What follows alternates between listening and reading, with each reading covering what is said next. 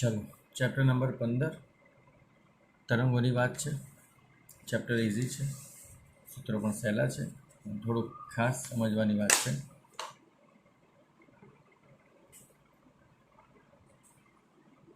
Okay, તો સૌપ્રથમ તરંગ એટલે શું? તો સૌપ્રથમ તરંગ એટલે માધ્યમમાં વિક્ષોભની ગતિને તરંગ કહેવાય।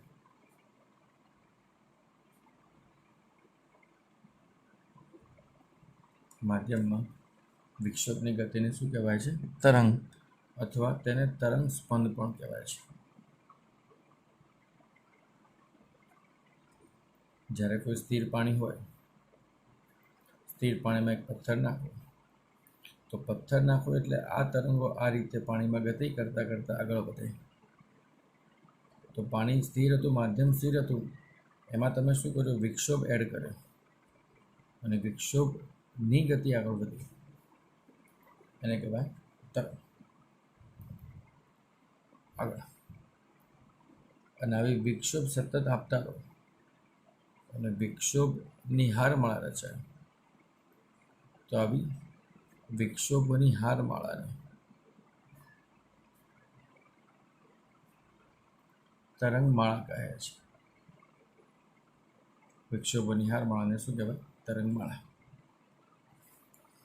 તરંગોના પ્રકારમાં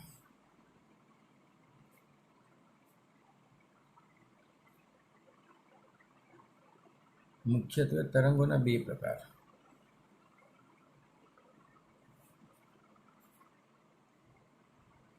યાંત્રિક તરંગ,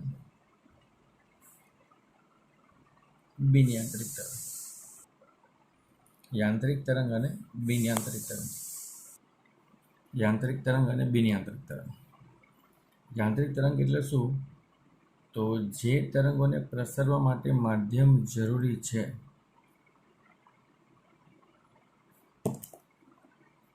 જે તરંગોને પ્રસરવા માટે માધ્યમની જરૂર પડે તેને કહેવાય યાંત્રિક તરંગ। અને માધ્યમ અનિવાર્ય છે, માધ્યમ હોય તો પણ ચાલે, જરૂરી છે પણ ખરી અને નથી પણ, માધ્યમ હોય તો પણ ચાલે અને ન હોય તો પણ ચાલે, તેને કહેવાય બિનયાંત્રિક તરંગો। યાંત્રિક તરંગમાં ધ્વનિના તરંગો, પાણીના તરંગો, દોરીના તરંગો વગેરે આ બધામાં માધ્યમની જરૂર પડે। પણ જ્યારે બિનયાંત્રિક તરંગમાં પ્રકાશના તરંગો, જેને કહેવાય વિદ્યુત ચુંબકીય તરંગો, જેને માધ્યમની જરૂર પડતી નથી। ઓકે, આગળ યાંત્રિક તરંગના બે ભાગ પાડીએ, લંબગત તરંગ અને સંગત તરંગ। લંબગત તરંગ અને સંગત તરંગ। લંબગત તરંગ એટલે પ્રસરણની દિશા, પ્રસરણ દિશા અને દોલન દિશા એકબીજાને લંબ હોય, તેને લંબગત તરંગ કહેવાય। અને આમાં પ્રસરણ દિશા અને દોલન દિશા એકબીજાને સમાંતર હોય, તેને કહેવાય સંગત તરંગ।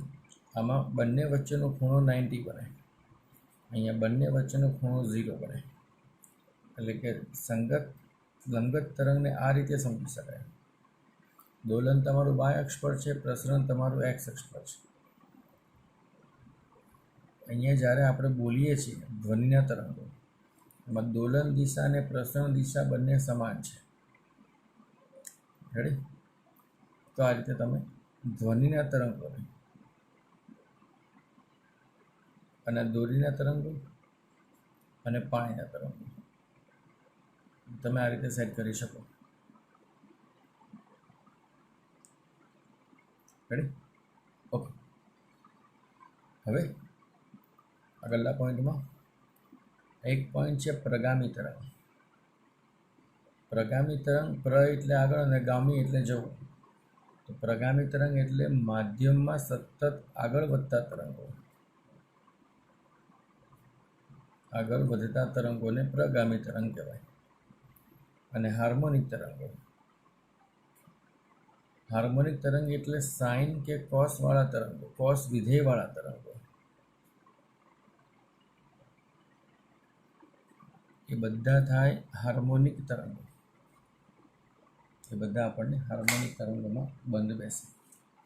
આગળ તરંગોની તીવ્રતાની વાત કરીએ તો તીવ્રતાનું સૂત્ર છે ઉર્જા ભાગ્યા સમય ઇન્ટુ ક્ષેત્રફળ. ઉર્જા ભાગ્યા સમય એટલે પાવર, પાવર ભાગ્યા ક્ષેત્રફળ.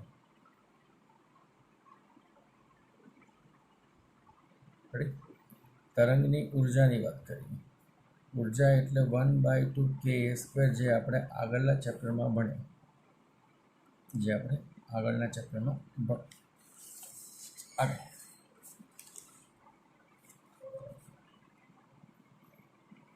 આગળના ટોપિકમાં એક વ્યાખ્યા છે તરંગ લંબાઈ. મોટાભાગની વ્યાખ્યા આગળ ભણી ગયા છે, પણ અમુક વ્યાખ્યા બાકી છે, એને ભણી દઈએ.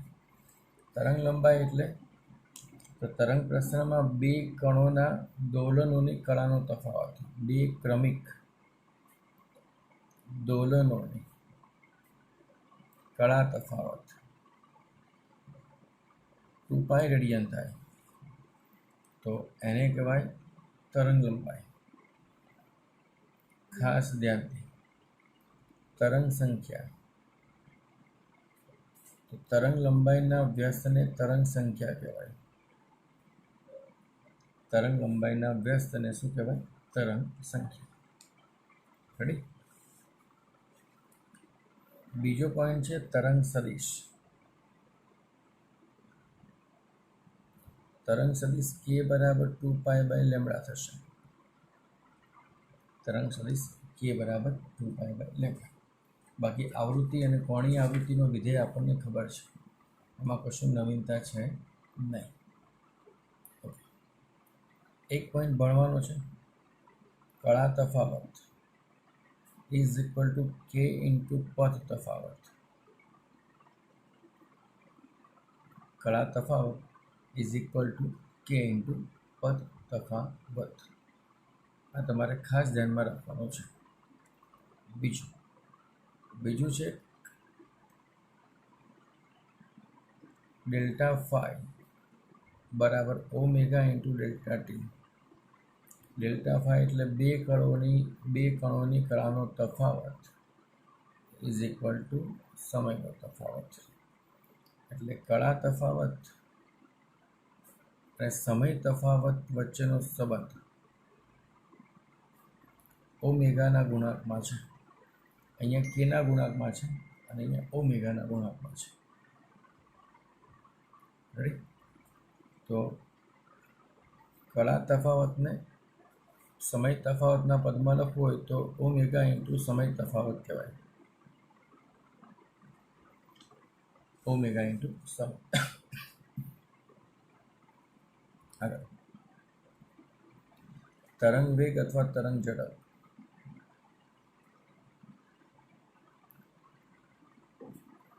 એનું સૂત્ર છે આપણી પાસે v બરાબર ω/k. v બરાબર ω/k.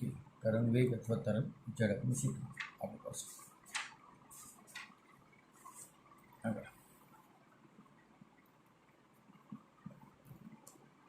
આગળના ટોપિકમાં છે દોરી પરના તરંગોની ઝડપનું સૂત્ર. દોરી પરના તરંગોની ઝડપનું સૂત્ર. તરંગ ઝડપ.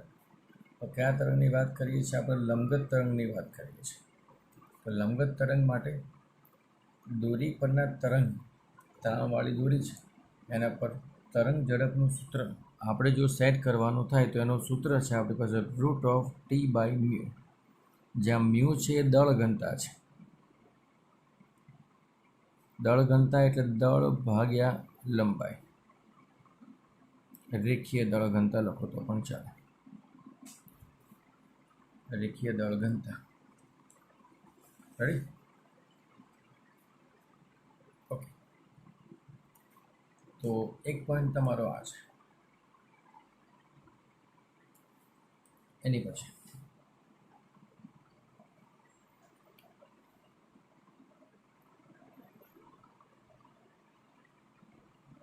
ધ્વનિ તરંગ માટે સંગત તરંગની ઝડપનું સૂત્ર.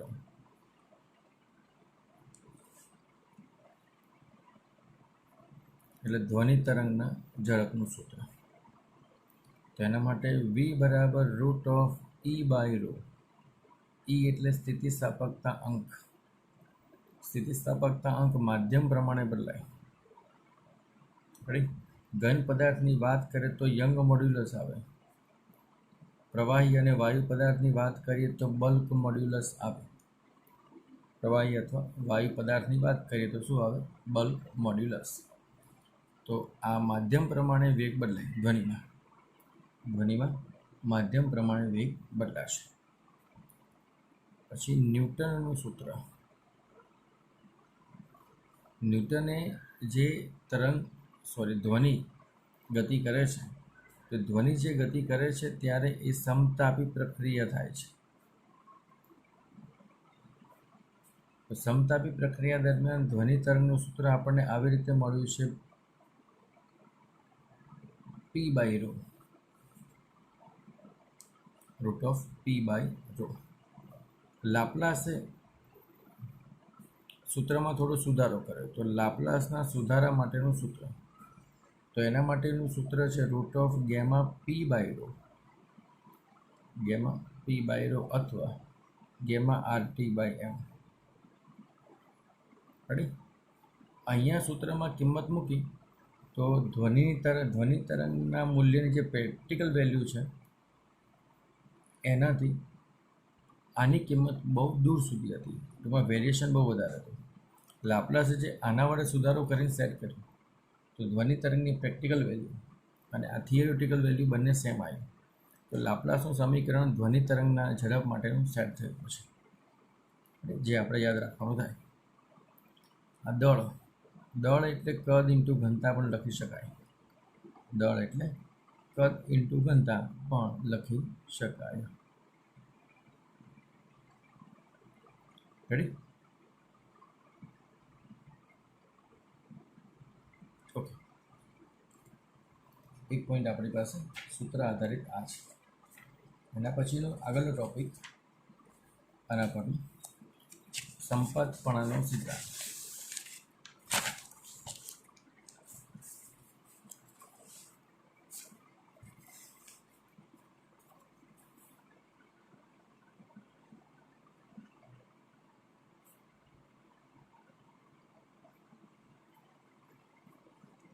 સંપાતપણાનો સિદ્ધાંત એટલે સદિશ સરવાળો.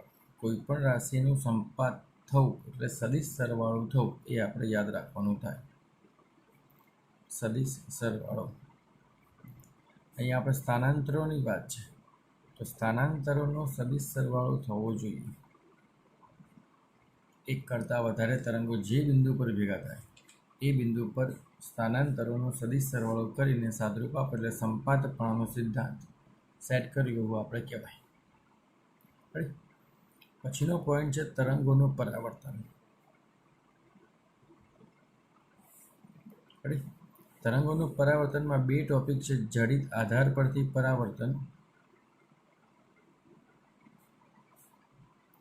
અને બીજો પોઈન્ટ છે મુક્ત આધાર પરથી પરાવર્તન.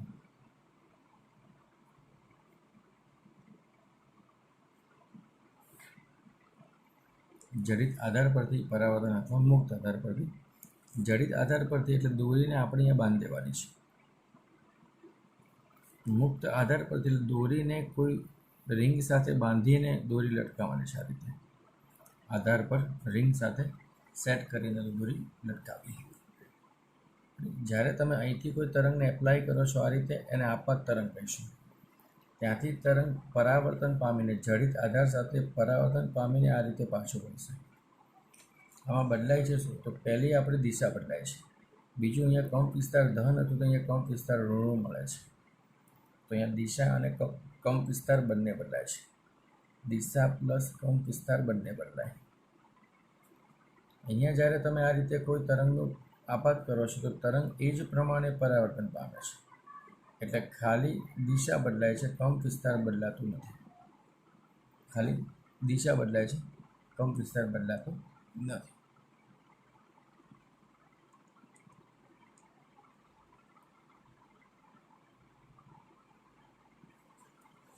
રેડી?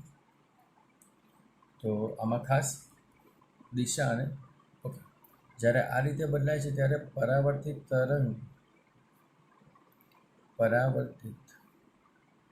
તરંગની કળામાં પાઈ જેટલો વધારો થાય છે.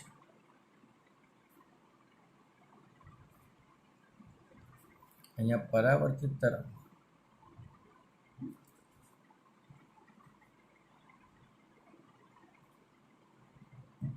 કળામાં કોઈ ફેર પડતો નથી.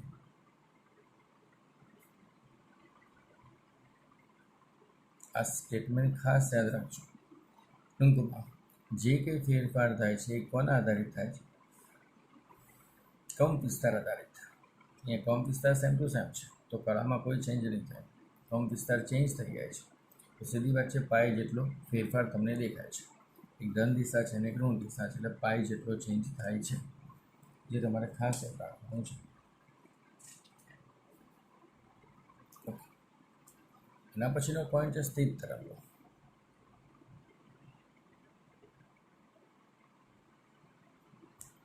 સ્થિત તરંગમાં સમાન કંપ વિસ્તાર, સમાન આવૃત્તિ, સમાન તરંગ લંબાઈવાળા તરંગો ભેગા થાય, વિરુદ્ધ દિશામાં ગતિ કરતા તરંગો ભેગા થાય, અને જે બિંદુએ ભેગા થતા હોય એ બિંદુ પર સંપાતીકરણ થાય.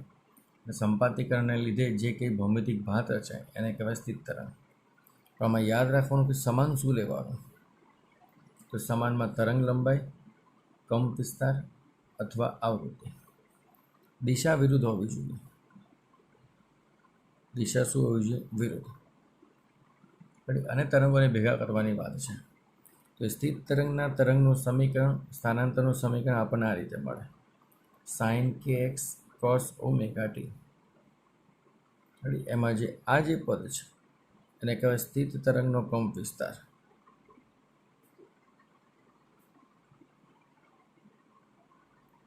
આ જે પોઈન્ટ છે એને કહેવાય સ્થિત તરંગનો કંપ વિસ્તાર. રાઈટ? અને જેમાં કંપ વિસ્તાર તમને 0 મળે અને જેમાં કંપ વિસ્તાર તમને મહત્તમ મળે, તો જે બિંદુ પર કંપ વિસ્તાર તમને 0 મળે એવા બિંદુને કહેવાય નિષ્પન્ન બિંદુ. અને જે બિંદુ ઉપર કંપ વિસ્તાર મહત્તમ મળે એને કહેવાય પ્રસ્પન્ન બિંદુ. કંપ વિસ્તાર મહત્તમ અને કંપ વિસ્તાર ન્યૂનતમ. ઓકે, બે નિષ્પન્ન બિંદુ વચ્ચેનું અંતર અથવા પ્રસ્પન્ન બિંદુ વચ્ચેનું અંતર, બે નિષ્પન્ન બિંદુ વચ્ચેનું અંતર અને બે પ્રસ્પન્ન બિંદુ વચ્ચેનું અંતર. તો બે નિષ્પન્ન બિંદુ વચ્ચેનું અંતર હંમેશા λ/2 થાય. ક્રમિક લેવાનું છે, 1 અને 2. અહીંયા પણ બે ક્રમિક પ્રસ્પન્ન બિંદુ વચ્ચેનું અંતર પણ શું થાય?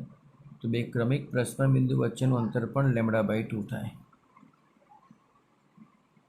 પણ ક્રમિક પ્રસ્પન્ન અને નિષ્પન્ન, ક્રમિક પ્રસ્પન્ન અને નિષ્પન્ન બિંદુ વચ્ચેનું અંતર પૂછે તો λ/4 યાદ રાખવાનું. શું યાદ રાખવાનું? λ/4. ઓકે, આના માટે સ્થાનનું સૂત્ર છે. કયા કયા સ્થાને તમને મળી શકે? તો એ સૂત્ર તમારે આ ફોલો કરવાનું: x = n λ/2. પ્રસ્પન્ન બિંદુ તમને કયા કયા સ્થાને મળે? તો એ સ્થાનનું સૂત્ર તમારે યાદ રાખવાનું 2n - 1 λ/4, જ્યાં તમારે n બરાબર 0, 1, 2, 3, 4 મૂકી શકો છો. 0, 1, 2, 3, 4 મૂકી શકો છો. તો આ બંનેના સ્થાન કયા કયા પોઈન્ટ ઉપર આપણને પ્રસ્પન્ન કે નિષ્પન્ન બિંદુઓ મળે છે એની વાત આમાં આપેલી છે આપણે. રેડી? ઓકે,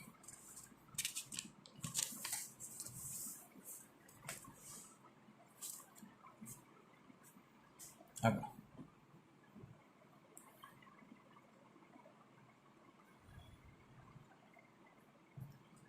આગળનું ટોપિક છે પ્રસામાન્ય રીતિ. દોલનો.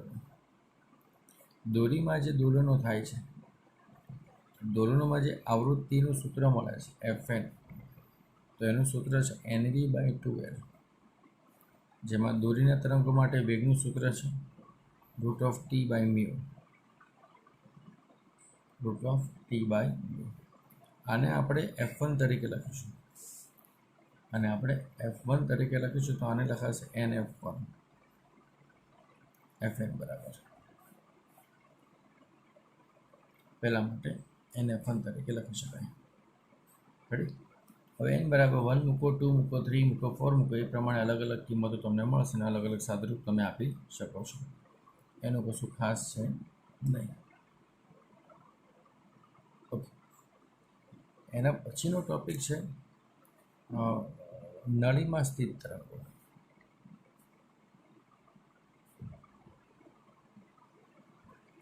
નળીમાં સ્થિત તરંગમાં પહેલા નળી છે બંધ નળી.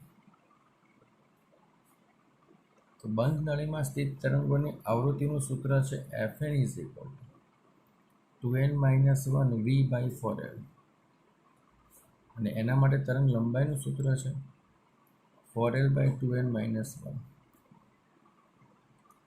કિંમત મૂકો એ પ્રમાણે સાદુરૂપ આપી શકાય. કિંમત મૂકો એ પ્રમાણે સાદુરૂપ આપી શકાય. પછીનો પોઈન્ટ છે ખુલ્લી નળી. આવૃત્તિનું સૂત્ર છે Nv/2l, અને તરંગ લંબાઈનું સૂત્ર છે 2l/n. આમાં પણ તમે nની અલગ અલગ કિંમત મૂકીને અલગ અલગ આવૃત્તિ, અલગ અલગ તરંગ લંબાઈ સેટ કરી શકો છો, અને ઓવરટોન પણ સેટ કરી શકો છો. રેડી? તેને તમે આ રીતે ગોઠવણ કરી શકાય. એનું એક ટેબલ હું જરા બતાવી રહ્યો છું તમને, એ તમારે ખાસ એકવાર વ્યવસ્થિત નોટમાં ઉતારી લેવું.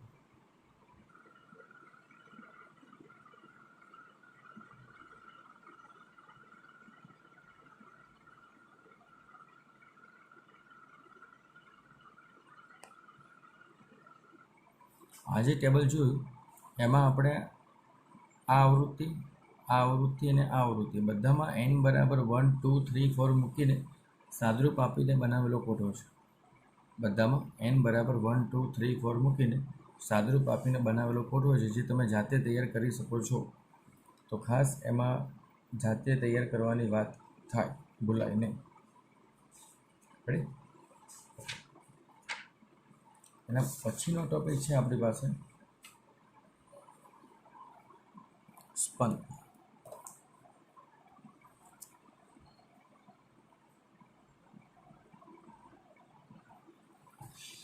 સ્પંદમાં જુદી જુદી આવૃત્તિવાળા અને સમાન કંપ વિસ્તારવાળા તરંગો ભેગા થાય, સંપાતીકરણ થાય, અને જે અસર વર્તાય એને સ્પંદ કહેવાય.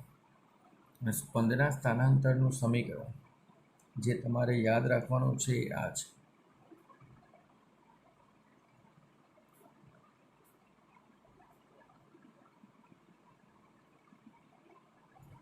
સ્પંદના સ્થાનાંતરનું સમીકરણ છે, જેમાં આ જે પદ છે એ સ્પંદનો કંપ વિસ્તાર છે. આ છે શું છે? સ્પંદનો કંપ વિસ્તાર. ઓકે, જેમાં કંપ વિસ્તારના દોલનની આવૃત્તિ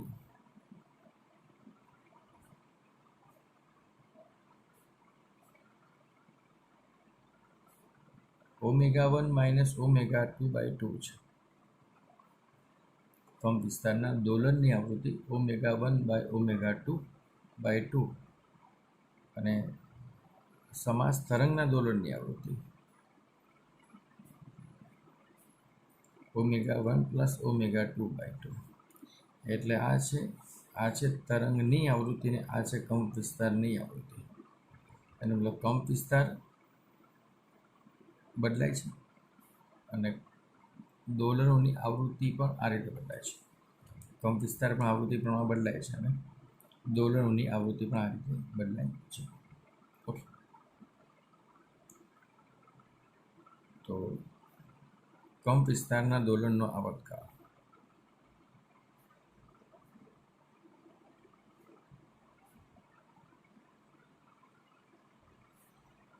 T = 2π/ω. તો 2π/ω1 - ω2/2 એટલે 2 પર 2π × 2 ω1 ω2 2πf કહેવાય. એટલે f 1 માઇનસ F2, 2 પાઈ કેન્સલ, તો T બરાબર થાય 2/F1 માઇનસ F2.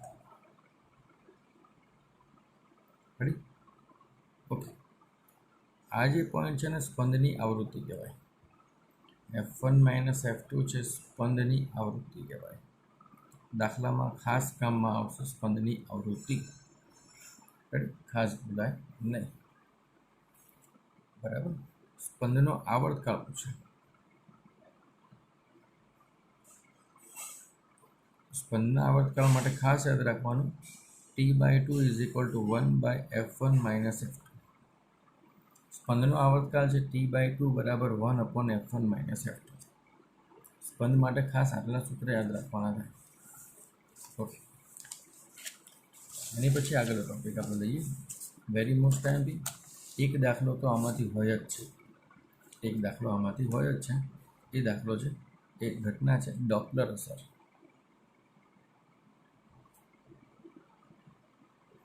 ધોરણ નંબર 12માં પ્રકાશની ડોપલર અસર આવશે. આ ડોપલર અસર છે ધ્વનિની ડોપલર અસર.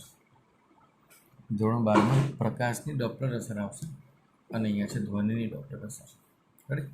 એનું સૂત્ર આપણે યાદ રાખીશું FL upon V plus or minus VL બરાબર FS V plus or minus VS, જ્યાં FL એટલે શ્રોતાની આવૃત્તિ, શ્રોતાને સંભળાતી આવૃત્તિ, FS ઉદ્ગમની આવૃત્તિ, V એટલે ધ્વનિની ઝડપ અથવા ધ્વનિનો વેગ, VL શ્રોતાનો વેગ અને VS ઉદ્ગમનો વેગ. 5 ટોપિક યાદ રાખવાના છે. રેડી? દૂરથી આવતી ટ્રેન, પાટા પર બેઠેલો એક વ્યક્તિ. જ્યારે દૂરથી ટ્રેન આવતી હોય તો ટ્રેનનો અવાજ એ પાટા પર બેઠેલા વ્યક્તિને ઓછો સંભળાય. જેમ જેમ ટ્રેન નજીક આવે તેમ તેમ અવાજની આવૃત્તિમાં વધારો સંભળાય. જેમ જેમ દૂર જાય એમ પાછો આવૃત્તિમાં ઘટાડો સંભળાય. તો આ જે ઘટના છે, આવૃત્તિમાં ફેરફાર થવાની ઘટના છે, ઉદ્ગમ દ્વારા ઉત્પન્ન થતી આવૃત્તિ અને શ્રોતા દ્વારા અનુભવાતી આવૃત્તિ, એમાં જે ચેન્જ આવે છે એ ચેન્જને કહેવાય ડોપલર અસર. સાદી ભાષામાં ડોપલર અસર. રેડી? ઓકે, હવે આપણે પ્લસ અને માઇનસની વાત છે. તો અહીંયા પ્લસ અને માઇનસ કેવી રીતે લખવું એ ખાસ ધ્યાન રાખજો. અહીંયા પ્લસ કેવી રીતે લખવું અને માઇનસ કેવી રીતે લખવું, અહીંયા પ્લસ અને માઇનસ કેવી રીતે લખવું.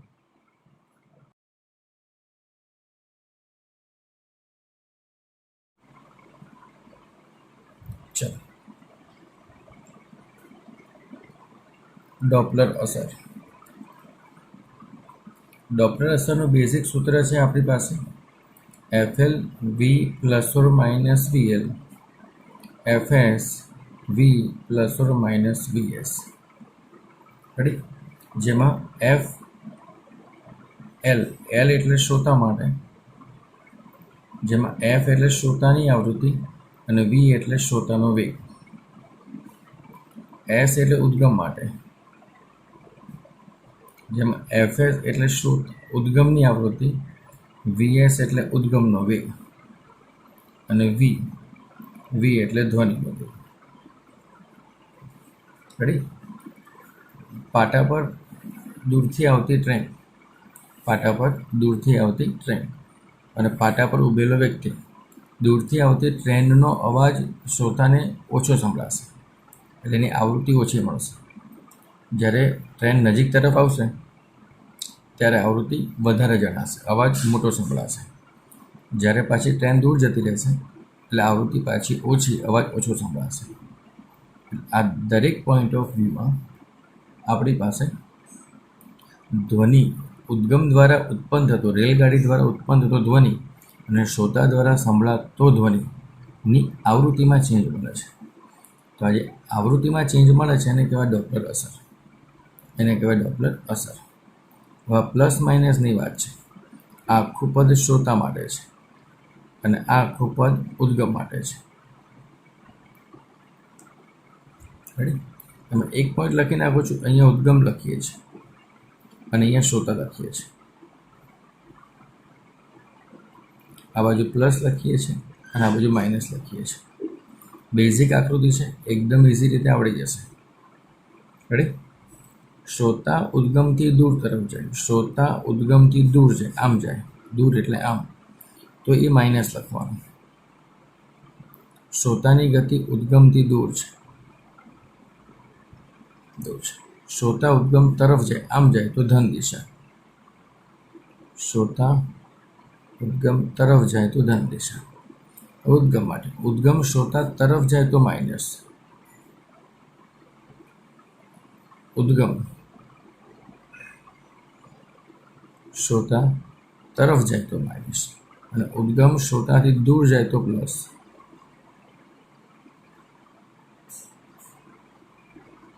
દૂર જાય તો પ્લસ. રેડી? આ બેઝિક આકૃતિ છે, એના પ્રમાણે તમારે પ્લસ માઇનસ લખવાનું રહેશે. આના પ્રમાણે પ્લસ માઇનસ લખવાનું રહેશે. જે રકમમાં તમને આપેલું હશે વાક્ય રચનામાં, રકમમાં વાક્ય રચનામાં લખેલું હશે. રેડી? એક પોઈન્ટ. બીજો પોઈન્ટ, ધ્વનિ પવનની દિશામાં ગતિ કરતો હોય તો વી પ્લસ VW પવનનો વેગ તરીકે લખવાનો. બરાબર? અને ધ્વનિ પવનની વિરુદ્ધ દિશામાં હોય તો V માઇનસ VW લખવાનું. જ્યાં VW એ પવનનો વેગ છે. VW શું છે? પવનનો વેગ, જે રકમમાં તમને વ્યવસ્થિત રીતે ક્લેરિફાય કરેલું હશે. રેડી? એટલે એનું કોઈ ટેન્શન છે નહીં. તો આજે તમારી ડોપલર અસરની વાત. આજે તમારી ડોપલર અસરની વાત. હવે આ રેખીય ડોપલર અસર છે. બીજી એક વર્તુળાકાર ડોપલર અસર હોય તો આ જે વેગ છે ને, વેગ, એને ખાલી સેટઅપ કરવાનો રહે. તો V બરાબર વર્તુળાકાર ગતિ માટે V બરાબર R ઓમેગા, જ્યાં R એ વર્તુળમય ગતિપથની ત્રિજ્યા છે અને ઓમેગા S અથવા ઓમેગા L ઉદ્ગમની કોણીય આવૃત્તિ અથવા શ્રોતાની કોણીય આવૃત્તિ. શ્રોતાની કોણીય આવૃત્તિ અથવા ઉદ્ગમની કોણીય આવૃત્તિ, આમાં ઓમેગા L આવે અથવા ઓમેગા S આવે. રેડી? વાક્ય રચના અને ટોપિક તો આ પ્રમાણે જ આવે, ટોપિકમાં કોઈ ચેન્જ ન થાય. વાક્ય રચના અને ટોપિકમાં કોઈ ચેન્જ થાય નહીં, એટલે એનું ટેન્શન લેવાનું નથી. રેડી? આ જ્યારે આવશે દાખલો ત્યારે તો ફરીથી આની ચર્ચા કરીશું. પણ ટેમ્પરરી તમારે આ યાદ રાખવાનું છે, વીની જગ્યાએ તમારે R ઓમેગા લખવાનું છે, જેમાં ઉદ્ગમ માટે વાત કરીએ તો ઓમેગા S લખવાનું છે અને શ્રોતા માટે વાત કરીએ તો ઓમેગા L લખવાનું છે. રેડી? તો આ છે તમારું ડોપલર અસર અને ચેપ્ટર નંબર 15ના કન્ટેન્ટના સૂત્ર, જે તમારે ખાસ યાદ રાખવાના છે. રેડી? ચાલો.